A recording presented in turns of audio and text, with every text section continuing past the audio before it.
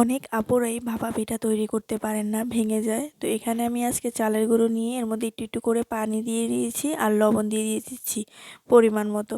তো এরপরে আমি গুঁড়িগুলোকে পানি দিয়ে মিশিয়ে মিশিয়ে যখনই দেখব যে এরকম দলা পেকে যাচ্ছে, ঠিক তখনই ভাববেন যে এখানে চালের গুঁড়িগুলো ঠিক হয়ে গিয়েছে ভাপা পিঠার জন্য। তো আমি একটি চালনির সাহায্যে ভালো মতন চেলে নিব। দেখতে পাচ্ছেন কতটা সুন্দর হয়ে গিয়েছে।